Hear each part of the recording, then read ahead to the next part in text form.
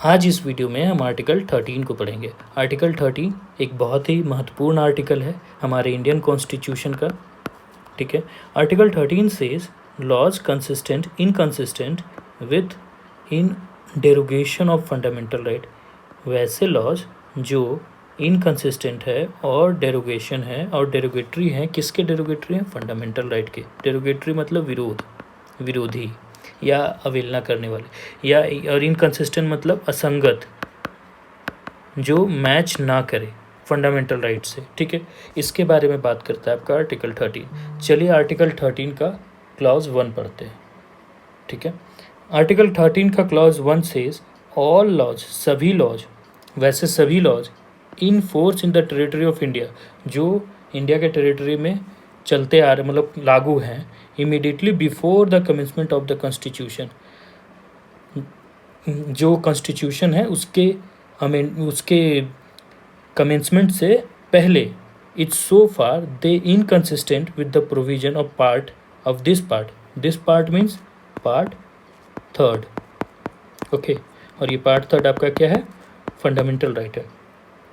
To be extend such inconsistency be void means जो भी laws, वो सारे लॉज जो फंडामेंटल राइट और पार्ट 3 से इनकंसिस्टेंट है, वो क्या हो जाएंगे? वो वॉइड हो जाएंगे। और ये किन लॉज के बारे में बात कहता है? ये कहता है आपका प्री कॉन्स्टिट्यूशनल लॉज के बारे में बात कहता है। ठीक है, ये तो आपका हो गया क्लॉज 1। अब क्लॉज 2 पढ़ते हैं। Clause 2 says the state shall not make any laws. क्या कहता है? कि सरकार कोई भी स्टेट जो है, state means parliament, may be वो पार्लियामेंट हो या स्टेट लेजिस्लेटिव हो, दोनों में से कोई भी ऐसा लॉ नहीं बनाएगा विच टेक अवे और एब्रीज, जो छीनता हो, किस चीज़ का अधिकार छीनता हो? दिस पार्ट का, मतलब वही फंडामेंटल राइट का। ठीक है, पार्ट 3 का अधिकार छीनता हो या एब्रीज करता हो या कॉन्ट्रावेंशन में हो। ठीक है ना, कॉन्ट्राडिक्ट करता हो, वैसे कोई भी लॉज नहीं बनाएगा। मीन्स जो भी हमारे जो लेजिस्लेटिव बॉडी हैं, वो पार्लियामेंट हो सकते हैं या तो स्टेट लेजिस्लेटिव, ये दोनों जो लॉ मेकिंग बॉडी हैं, ये कोई भी ऐसे लॉज नहीं बनाएंगे जो कॉन्ट्राडिक्ट करता हो किसका? पार्ट 3 का। Part 3 of which? Indian constitution. और ये क्या है? फंडामेंटल राइट है। ठीक है, तो इसके कॉन्ट्राडिक्ट में कोई भी लॉ पार्लियामेंट और स्टेट लेजिस्लेटिव नहीं बना सकती है। अगर बनाता है तो ये लॉ क्या हो जाएगा? ये वॉइड हो जाएगा। ठीक है, ये नल एंड वॉइड करार कर दिया जाएगा हमारे कोर्ट के द्वारा। तो आपको ये आर्टिकल क्लॉज 1 और आर्टिकल क्लॉज 2 दोनों अच्छे से अब हम पढ़ेंगे आर्टिकल 13 का क्लॉज 3। और ये आपका क्लॉज 3 लॉ और लॉ इन फोर्स के बारे में डिफाइन करता है और बात करता है। तो चलिए हम लॉ के बारे में पढ़ते हैं। लॉ क्या है? कानून कौन कौन से? जैसे कि आपके ordinance, order, by law, rule, regulation, notification, custom, usages. तो ऑर्डिनेंस, ऑर्डर, ये जो पार्लियामेंट हमारे ऊपर पारित करते हैं या पार्लियामेंट जो बनाते हैं बाय लॉ। और रूल रेगुलेशन, कोई भी गवर्नमेंट अगर के रूल और रेगुलेशन लाती है किसी भी रिगार्डिंग, या कोई नोटिफिकेशन अगर गवर्नमेंट जारी करती है। और कस्टम जो हमारे पहले से चले हुए आ रहे जो कानून, अगर कोई वैसा कस्टम है तो वो सारे लॉज कहलाएंगे, जो कि फंक्शनल कहाँ हैं? आपके टेरिटरी ऑफ इंडिया में। ठीक है, तो ये तो हो गया लॉ। अब हम लॉ इन फोर्स के बारे में पढ़ेंगे। तो लॉ इन फोर्स क्या कहता है? वो सारे लॉज के बारे में बात कहता है जो पहले से चले आ रहे। पहले से मीन्स 26 जनवरी 1950 को।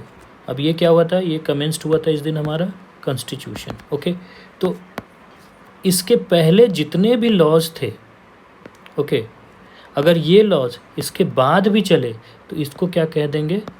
Law in force. मीन्स पहले लॉ थे, कब? प्री कॉन्स्टिट्यूशन में ये कानून थे पहले। ठीक है ना, ब्रिटिश इंडिया में। ओके, और उसके बाद ये वापस से अगर के इनमें से जो भी कानून हैं ये अभी भी अगर के चल रहे हैं, या तो प्री कॉन्स्टिट्यूशन के बाद, जब कॉन्स्टिट्यूशन हमारा कमेंट हुआ उसके बाद भी अगर के ये लॉ फोर्स में है, तो इसे हम लॉ इन फोर्स कहेंगे। ठीक है, आपको समझ में आ गया? अब आर्टिकल 13 का क्लॉज 4 पढ़ेंगे। ये काफ़ी इम्पॉर्टेंट है और थोड़ा इसमें समझना बहुत ज़रूरी हो जाता है। कहता तो सिंपल है कि ये कहता है ये nothing in this article shall apply to any amendment of this constitution made under article 368। क्या कहता है कि कोई भी अमेंडमेंट अगर पार्लियामेंट और स्टेट लेजिस्लेटिव मिल के अगर कोई भी अमेंडमेंट करता है, ठीक है, तो इस पार्ट में, इस आर्टिकल में वो फॉल नहीं करेगा, वो डील नहीं करेगा, ठीक है ना। और अमेंडमेंट किस बाय लॉ करना चाहिए, बाय लॉ मीन्स आर्टिकल 368। अब आर्टिकल 368 जानना बहुत ज़रूरी है। आर्टिकल 368 सीधी सी बात कहता है कि आपको प्रोसीजर बताता है। क्या कहता है आर्टिकल 368? अगर क्या पढ़ेंगे तो आर्टिकल 368 क्या कहता है, power of parliament to amend the constitution, and procedure.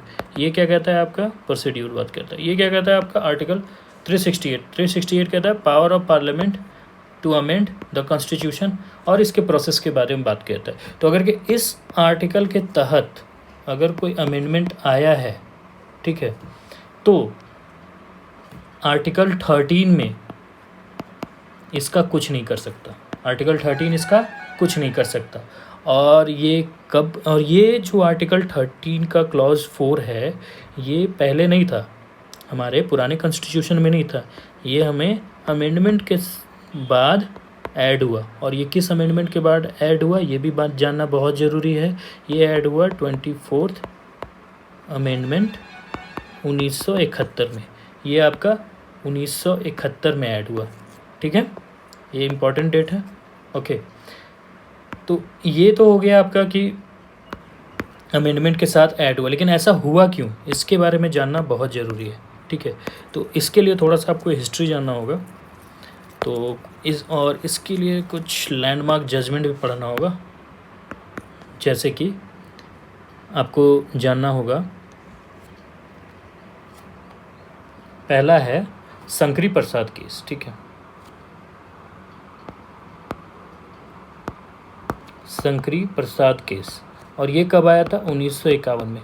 और इसमें कोर्ट ने कह दिया था, सुप्रीम कोर्ट ने कह दिया था कि जो कॉन्स्टिट्यूशनल अमेंडमेंट है वो आप चैलेंज नहीं किया जा सकता, ठीक है। मींस ये जो 4 है इसको सही ठहराया था, ठीक है। वैसे तो उस समय ये नहीं आया था, फिर भी कॉन्स्टिट्यूशनल अमेंडमेंट को चैलेंज नहीं कर सकता कोई भी। अगर पार्लियामेंट अगर कोई कॉन्स्टिट्यूशनल अमेंडमेंट लाती है तो उसको जो कोर्ट में चैलेंज नहीं किया जा सकता, ये बात कहता है आपका शंकरी प्रसाद केस में, जजमेंट में। फिर आया आपका गोलकनाथ केस, और ये आया 1967 में। अब इसमें सुप्रीम कोर्ट ने कह दिया कि कॉन्स्टिट्यूशनल अमेंडमेंट जो है उसको आप चैलेंज कर सकते हैं।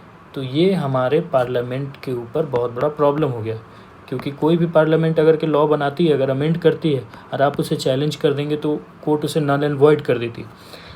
तो ये पार्लियामेंट का जो पावर है उसको भी कम करता है, ठीक है।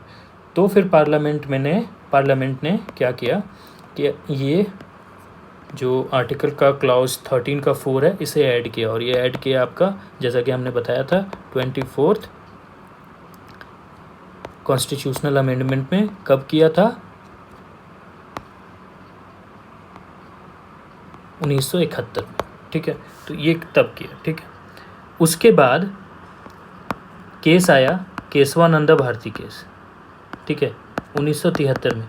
इसमें सुप्रीम कोर्ट ने क्लियर कह दिया कि आप कॉन्स्टिट्यूशनल अमेंडमेंट को चैलेंज नहीं कर सकते, लेकिन पार्लियामेंट के ऊपर एक रोक लगा दी कि आप बेसिक स्ट्रक्चर ऑफ कॉन्स्टिट्यूशन को नहीं चेंज कर सकते।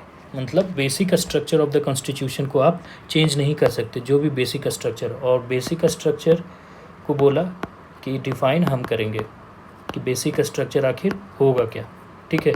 ये डिफिनेशन कौन देगा, ये सुप्रीम कोर्ट देगा, ठीक है। तो ये हिस्ट्री है कि जो सब क्लॉज 4 है ये ऐड कैसे हुआ, क्यों हुआ, ठीक है। बेसिकली ये बताता है कि कौन पावरफुल ज़्यादा है, सुप्रीम कोर्ट ज़्यादा पावरफुल है या पार्लियामेंट ज़्यादा पावरफुल है। तो अगर के क्लॉज 3 आर्टिकल 13 का क्लॉज 4 को समझें तो सिंपली ये कहता है कि अगर पार्लियामेंट कोई भी अगर कोई अमेंडमेंट लाती है, ओके, कैसे लाएगी? अगर आर्टिकल 368 को प्रोसेस में ला के अगर कोई अमेंडमेंट लाती है तो ये जो अमेंडमेंट आएगा ये आर्टिकल 13 में फॉल नहीं करेगा, ठीक है? ओके, इस पे चैलेंज नहीं किया जाएगा कोर्ट में, ठीक है? ये अमेंडमेंट्स को चैलेंज नहीं किया जाएगा, ओके? तो थैंक यू। अगर आपको ये आर्टिकल जो कि काफ़ी कॉम्प्लिकेटेड है, अगर ये आपको समझ में आया हो या इसके अगर कोई डाउट भी हो तो आप कमेंट सेक्शन में पूछ सकते हैं, ओके? Thank you.